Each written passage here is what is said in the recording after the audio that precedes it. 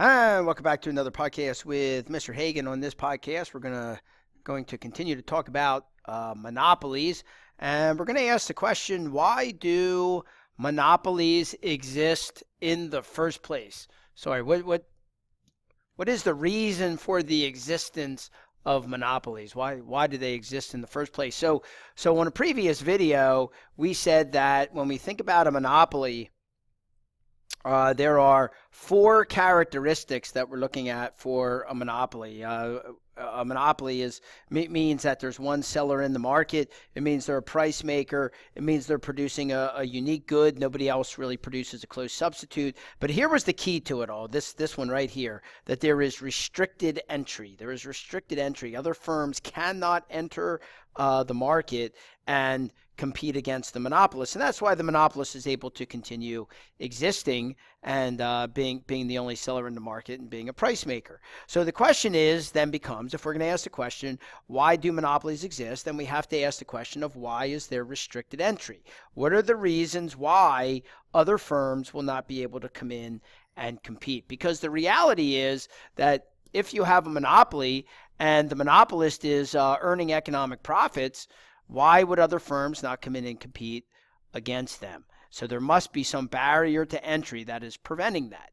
So when I say, why do monopolies exist, I'm really asking the question, why are there barriers to entry? Or maybe the better way to say it is, what are the barriers to entry that prevent other firms from coming in and competing? So our goal here is to go through a list of those. I'm certainly not going to hit all of them. There are many, many barriers of entry. I'm going to focus on four. The first one is that a key resource is owned by a single firm. So this is a big deal when talking about a monopoly, because if you have a company that produces a good and they own all of the resources necessary to produce the good, then obviously other firms can't come in and compete against them. So an example of this would be De Beers. Now this number isn't true anymore. De Beers does not have the market share that it used to have. But at one point, De Beers, and I don't remember where I got this information. I should really look that up. But somewhere I found that De Beers at one point controlled 80% of the production of diamonds. So if that's true, I mean, it's not a monopoly, it's not 100%, but boy, it's getting close to a monopoly. And a lot of the reason why is because of controlling the diamond mines. So if you control all the diamond mines, if De Beers controls all the diamond mines, then they're not going to have competition producing diamonds and selling them in the market. And so De Beers really kind of played a double game. They controlled their resource, the diamond mines, and then on the advertising side, they want to convince the consumer that there's no other substitutes. Which remember was one of the keys to talking about to being a monopolist, that there are no close substitutes. So if you can make people believe there's no close substitutes for a diamond, say a diamond ring, and you can control the diamond mines, then you can be obviously a monopolist. So any time that a firm can control the underlying resource used to produce their good, if they control all of that resource, they're going to be a monopolist, and nobody can come in and compete against them. Nobody can come and compete. So that's a barrier of entry, owning a key resource. Number two, the second barrier of entry is a government-granted exclusive right to produce a good. That says nobody else can come and produce the good. So in the old days, this might have been the king who, maybe he granted his brother to be the only producer of wheat in the kingdom, and that meant nobody else could come and produce wheat, and so then obviously his brother would have a monopoly. But there are other more modern versions of this. Apparently, there's a company called Network Solutions that had a monopoly over the .com, .net, .org database. I don't know if that's still the case, but apparently it was at some point, and they were a government-granted monopoly. Government-granted monopolies also exist for anything where there is a patent or a copyright, where the government says, for a certain period of time, maybe 20 years, I forget what the number is anymore, 18, 20 years, something like that, that, you are the only one who can produce this good. You, some firm, are the only one that can produce the good. And there's positives to that. It encourages invention. It encourages people to invent things, to get a patent so they can have a monopoly on whatever that good is for a long period of time. But there's also a cost because, then there's going to be monopoly pricing.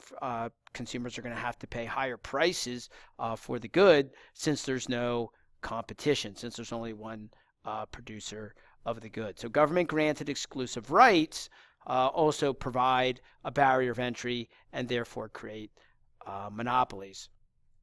The third one I'm going to talk about are natural monopolies.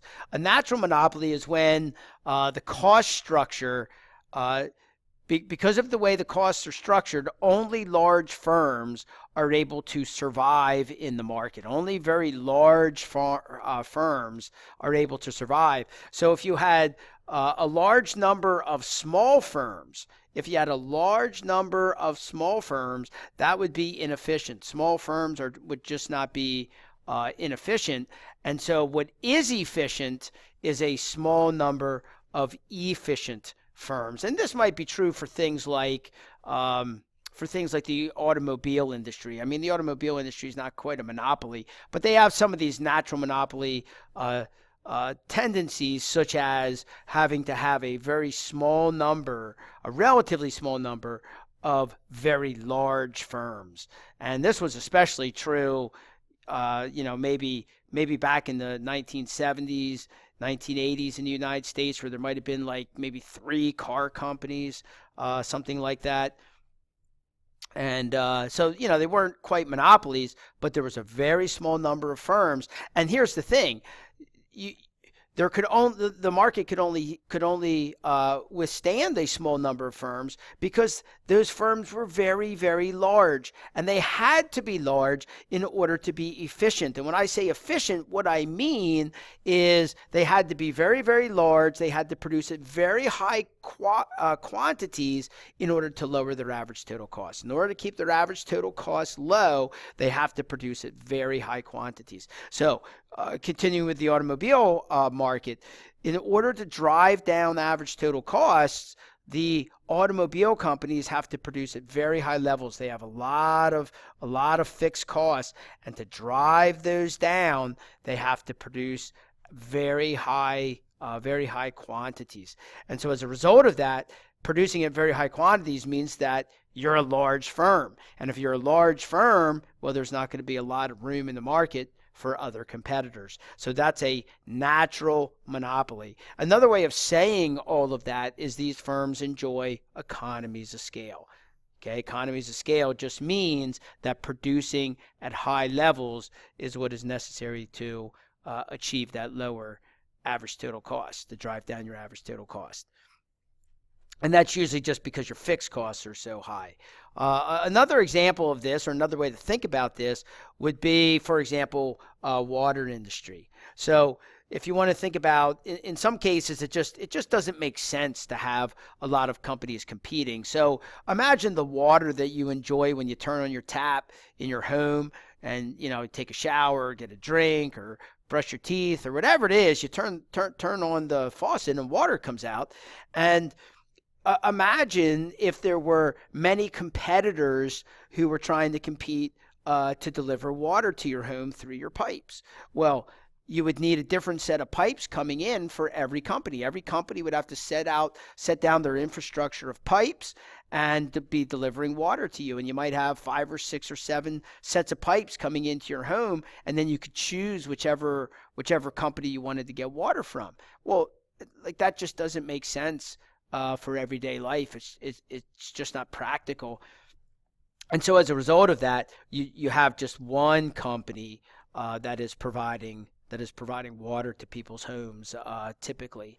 And similar kind of arguments can be made about electricity and sometimes phone. And we'll talk about some of these on some future podcasts. So those are natural monopolies, where it just kind of makes sense for there to be a very small number of firms, or even just one firm.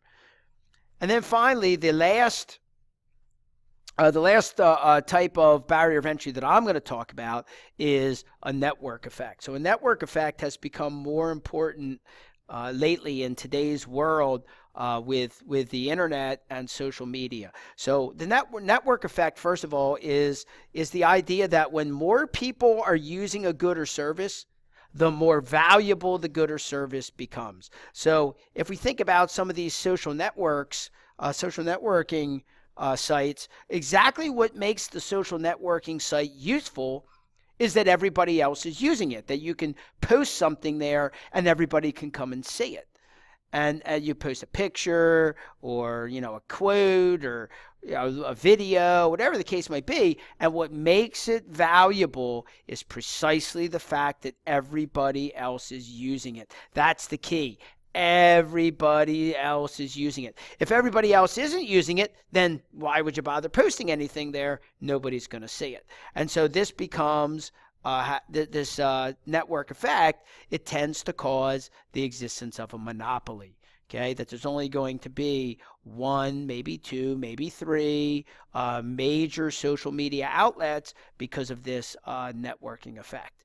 So the network effect has become more and more important in today's world. So just to summarize very quickly, to be a monopolist, for a monopolist to exist, that typically means that there's going to be some sort of barrier to entry. There are four main types of barriers of entry that I have emphasized. One is that the firm might be a monopoly because they own a key resource, and therefore no one can come in and compete against them. Number two, the government has granted them the exclusive right to produce a good, therefore no one can come in and produce against them. Maybe they're a natural monopoly, which means they enjoy very high economies of scale. The market just will not hold many producers of the good, and so nobody can come in and compete against them. Or networking effect. Your product is used by everybody, and that's exactly what makes it valuable, and therefore others cannot come in and compete against you, almost by definition. So anyway, that's the idea of barriers of entry and why monopolists exist. I'll talk a little bit more about this natural monopoly idea, and we'll draw some graphs on a future podcast. Thanks for joining me. This has been Mr. Hagan on another Econ podcast, and we'll see you on the next podcast.